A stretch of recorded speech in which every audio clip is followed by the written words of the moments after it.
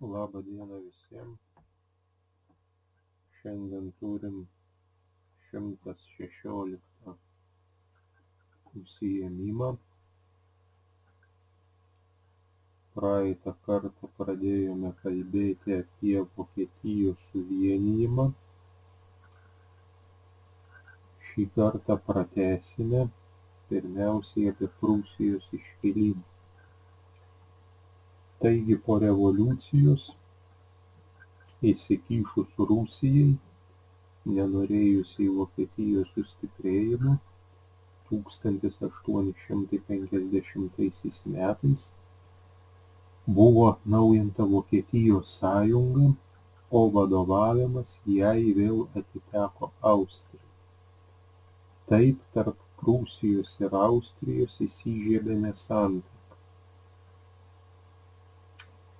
Didėjant prieštaravimams tarp Prūsijos ir Austrijos, naujasis Prūsijos karalius Vilhelmas I nusprendė reformuoti kariuomenę. Numatė padidinti kareivių skaičių ir pratęsti tarnybos laiką. Prūsijos parlamentas tam pasipriešino ir pareikalavo sumažinti kareivių tarnybos laiką bei suteikti teisę tik parlamentui tvirtinti karinį biudžetą. Kilus konfliktui, karo ministro patartas 1862 m. rugsėjo mėnesį karalius atšaukė Prūsijos pasiuntinį Otą von Bismarcką iš Paryžiaus ir paskyrė jį ministru pirmininku. Bismarckas buvo pasiryžęs ir be parlamento sutikimo įgyvendinti kariuomenės reformą. Be to, norėdamas į savo pusę patraukti didesnę dalį deputatų ir visuomenės, jis siekė pasinaudoti pergalėmis užsienio politikoje. Pirma tokia galimybė atsirado kilus konfliktui su Danija dėl vokiškų Šlezvigo ir Holšteino kunigaikštysčių.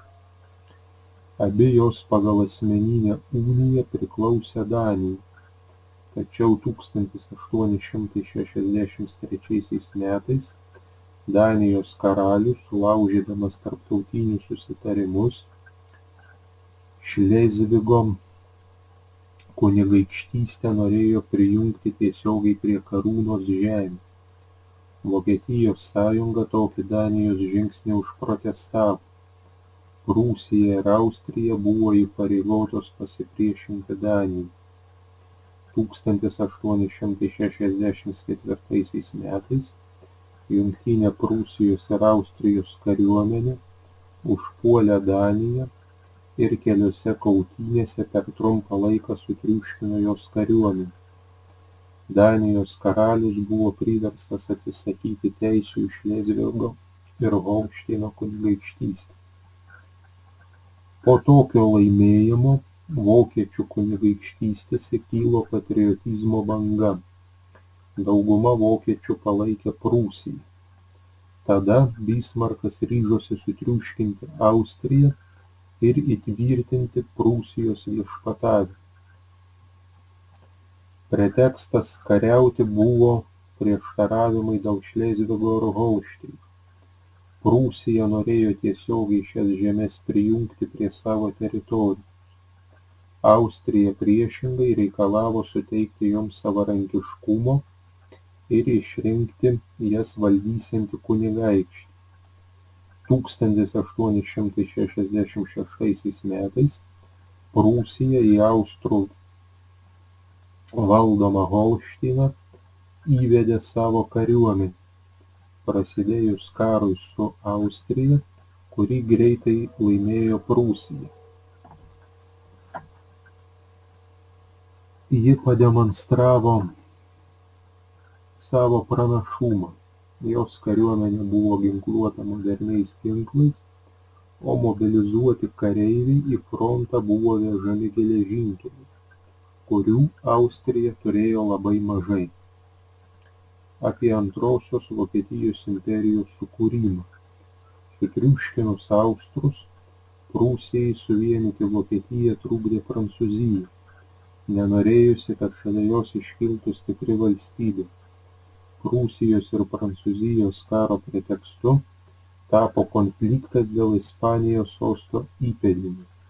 Nuo 1868 metų, nušalinus nuo sosto karalienę Izabelę II, Europos valstybės Ispanijai ieškojo naujo tinkamo valdovo.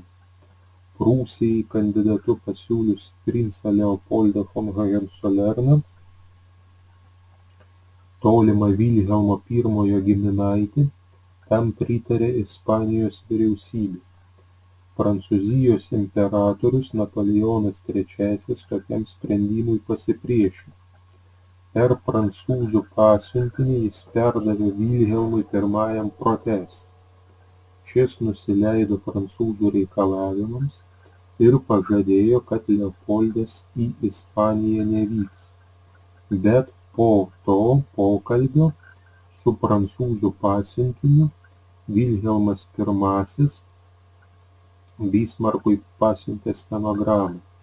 Prūsijos kancleris, sutrumpinęs pokalbį ir palikęs tik pasiuntinio grasinimus, telegramą perdavė laikraščiams.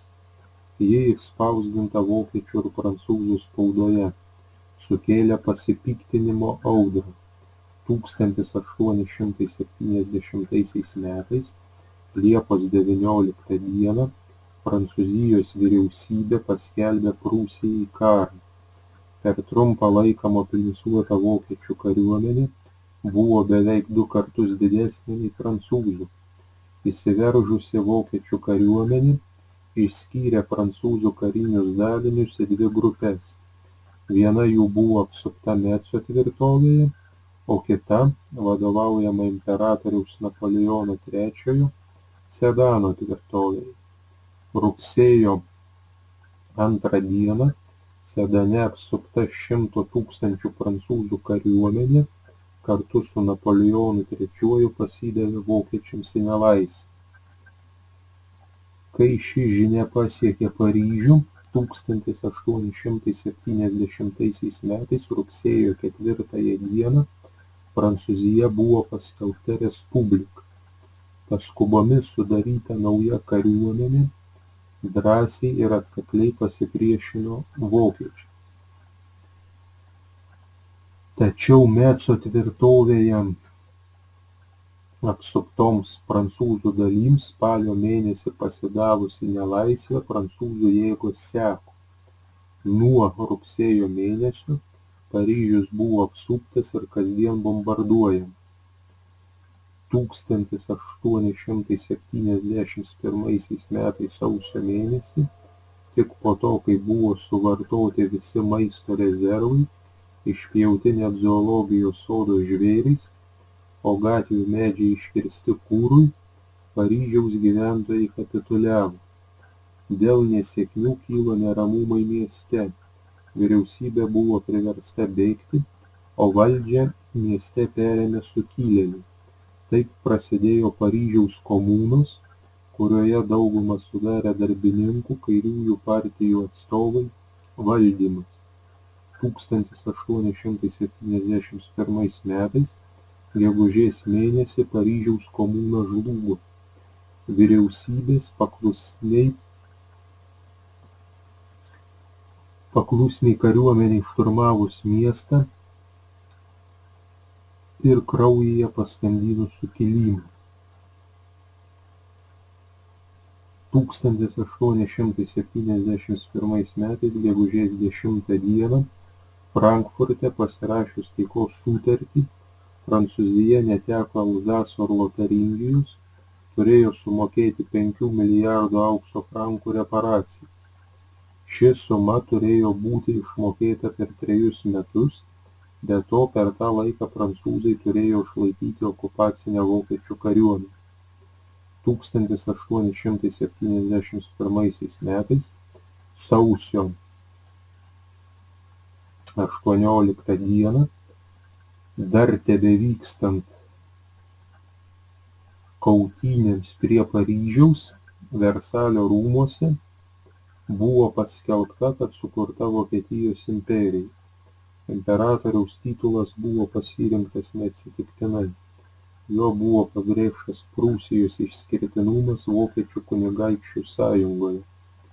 Kita vertus, tuo buvo apeliuojama ir į vokiečių nacionalinius jausmus, pademonstruota ištikimybė istorinėms tradicijoms, primenama viduramžiais gyvavusi Vokietijos imperija.